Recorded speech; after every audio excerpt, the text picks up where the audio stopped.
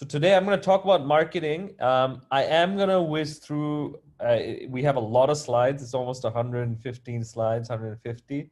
So I will not go over everything. I'll go over a lot, but there's a few slides I'll whiz through to show you examples. Yesterday I did a run through and it took a while. All right, let's start right away. Let's look at first is the digital landscape of what we are working with in Bangladesh, especially the local stats. 99 million is internet users who have accessed the internet once. This is as of February 2020. We have about 94 million people who have accessed the internet through their phone. So which means anything you do in Bangladesh has to be mobile first. Facebook users is about 33 million. YouTube is about 31. Instagram is about 2.9. So you have to keep these figures in mind to understand where the presence is. Couple of trends that were, a lot of these stats were prepared pre-COVID. So we don't know what the post-COVID stats are, but I'm sure it's going to improve. Close to 2.14 billion people worldwide are going to buy goods and services online. So I am pretty sure that number is going to go up even more now, and probably now instead of 2021. E-commerce sales will exceed 70% in 2020 over mobile phone and 72 into 2021. I think this number is going to be even higher.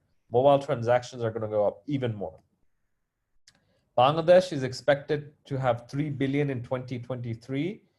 I believe this number is going to exceed even more this year, and 2020, the numbers will go up. 2021, the numbers will go up even more. You take the retail market, a good chunk of it is going to go digital because people will not go to the stores as often. It's going to be different. So right now there's about 2,000 commerce sites and 50,000 Facebook-based outlets, which we call F-commerce. 80% of the e-commerce sales are coming from Dhaka, Chattogram, and Gazipur. Given the situation now, there's also a lot more other cities that have come up, Sylhet, Rajshahi. But we typically see is where the internet connections in the metropolitan places and districts are better. That's where you're getting a lot more transaction because the speed is good, the accessibility is good. So network infrastructure matters. What's happening in online behavior?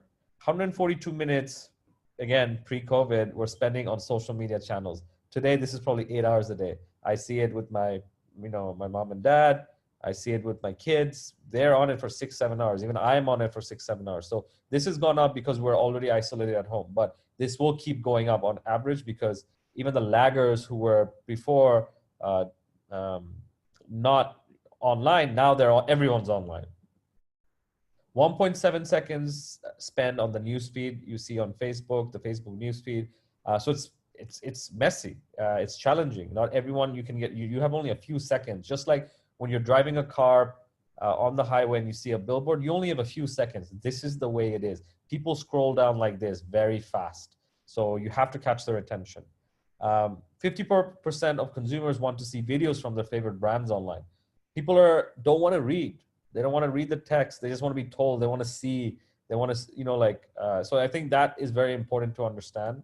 There's a 71% increase in video views over the last year. I think this is going to be 300% increase now, just this month. I was reading an article where the Microsoft CEO said, whatever digital transformation happened was going to happen over two years. It happened over the past 2 months. And I do agree with him. And 1.5 times more is likely to watch videos on mobile, but I'm probably sure it's going to be even more now. 55% of online shoppers bought a product directly from a brand's social media promotion, which means someone put it on Facebook or the Instagram, they saw it, they clicked on it, they did an impulse buy. The youth follow lifestyles of influencers, and they're very driven by the fads, the social trends. I'm sure you've seen online this don't rush challenge and everyone's putting up videos. So think about it in that way. Like there's trends that happen, they follow the lifestyle, they want to follow the people they want to follow, not just anyone. So influencer marketing is actually very big and it's something that a lot of people underutilize. 70% of online content creators, their subscribers, their fans say they relate to the influencers more than traditional celebrities. The reason why is because of the age group. There's a young millennials associated with young millennials. They're not coming from like an acting or sports. They're more related to, hey, I got famous on YouTube. I can connect with you, and that's how people connected and they can relate. 6 in 10 subscribers would follow an influencer before making a purchase decision. Fascinating fact. A lot of these guys have loyal followers. So if they say, hey, this is a great product, buy this, you can, they're more likely to buy it or listen to them at least. So you have to think about how you can actually use influencers. Trust and loyalty. 40% of millennials on YouTube say their favorite influencers understand them better than their friends. That is a statement.